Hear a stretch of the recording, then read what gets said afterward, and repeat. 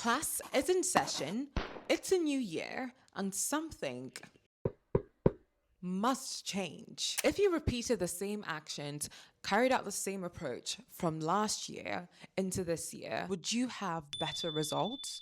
Would you have the same results, or would you have worse off results? Most often than not, we need to polish our approach. We need to learn. We need to find new methods. We need to find better ways to do things. I know we've outlined our goals. We've signed up for a new membership. We've taken up an accountability partner. We've drawn up our vision board. That's all really nice and good and important to do so. But did you carry out those same actions last year? And do they make much of a difference? So if you've been taking the same steps year after year and you've not found a difference in your outcome, in your output, it's about time we sit down from a bird's eye view and move things around. Let's get into some practical actions we can carry out this year from today to plant us on the track of consistency. The third point might be my favorite point. First thing I want us to bring to the front is our why.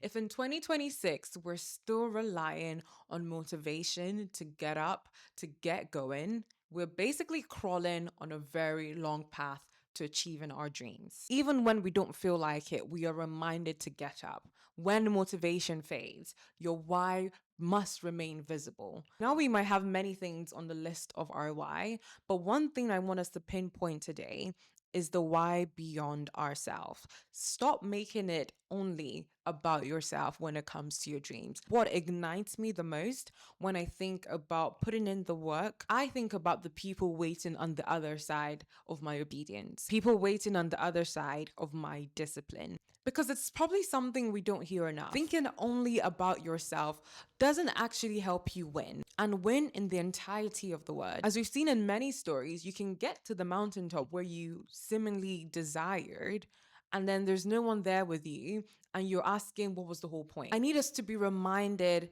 about who benefits beyond ourselves when we don't quit.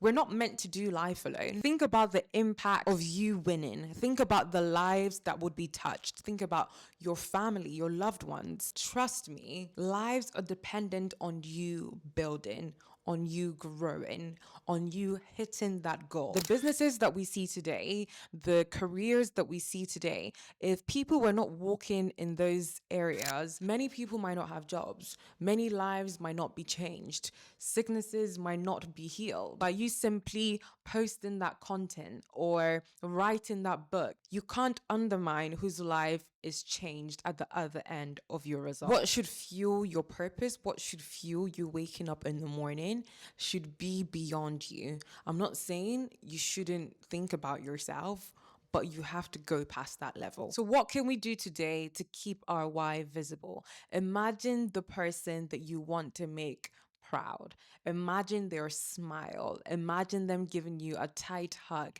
Imagine their problems being alleviated. Imagine the relief that you didn't give up. Then make that visible, whether that's a photo of them or people on your fridge or the solution that you're trying to solve. Let it be in front of you, whether on your mirror, on your lock screen, wherever you're going to see it regularly. Let your why be visible so that when you don't feel like it, you'll remember that someone's waiting, whatever it may be. Someone's on the other side. The second thing I'm going to need us to do differently this year is think in quarters, not just in the full year. It's easy to just think about your goal for the whole year, have that in mind, pin it down, and run with that. However, the year is long, and that's why we burn out. So what we want to do is break that into quarters. There are 4 quarters in the year, I believe. Yeah. So let's take it 3 months at a time. This is not ignoring the year's goals, but rather ensuring that we are actually working towards it by reviewing it every quarter and tailoring our actions to per quarter so that we are not getting burnt out or we're not forgetting about it for the first half of the year and trying to rush the second half of the year or putting in so much energy on the first half and then just can't be bothered the next half. What should be true by the end of this quarter? I want to read 20 books this year. How many books can I read in the first quarter based on everything I've got going on? Pinning it down there. I'm going to read 3 books this quarter. Take it in steps. Take it in stages. And then we review that to see, is it actually happening? This is how you start giving directions to your future self. Schedule for your future self. The hack here is you are separating the day of decision making from the day of execution. How many times do you find yourself waking up or in bed or even out of bed ready to do something and you're finding yourself scrolling or spending too long doing one thing? It's because we're spending more time wasting energy trying to decide what to do, trying to decide how long to spend on it, trying to decide whether it's worth doing. It can be a lot. And it doesn't feel like a lot in the moment. It just feels like it's just another day. But you'd be surprised how much more precise you are with time and the things that you need to do when you already have that at the back of your mind, when it's already scheduled into your calendar. Again, tying in with our yearly goals, which we have now broken down into quarters, we know what is priority and what should be happening every day, every week, every 2 weeks. So that if anything else is trying to creep into the calendar, creep into your schedule, you have the insight to say, actually, is this aligned to what I really need to be doing right now? Is this a distraction? Or is this actually what I could afford my time on? So how can we take the action? Identify what your non-negotiable actions are in this quarter, January to March.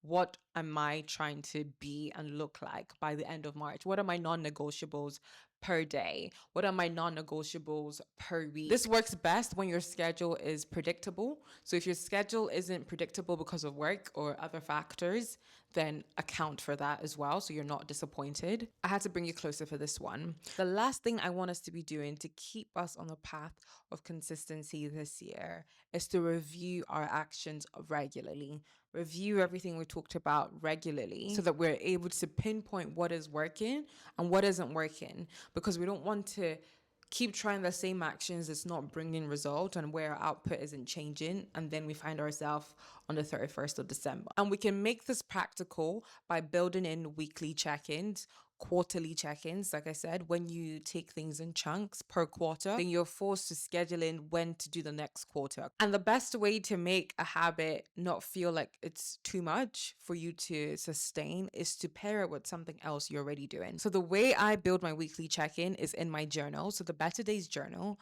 has a built-in end of the week check-in and also monthly check-in to allow you to review what has gone well this week, what hasn't gone so well, what lessons am I taking into next week. Just taking a few minutes to pause, thinking back. Did I read this week?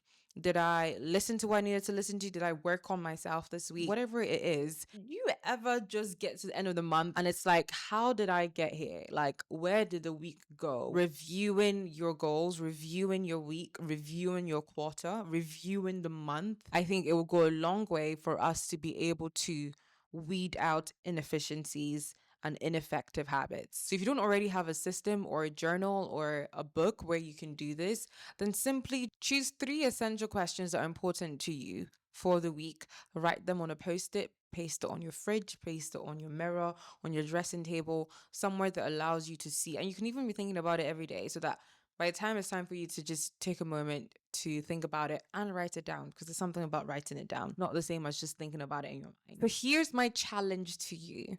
Before the end of January, apply one of these points per day. It might be tempting to do more, but at least start with 1 per day. And I promise you we'll be on track in smashing our first quarter of 2026. If this video has helped you, I hope you stick around and check out other videos on the channel that can help you even further.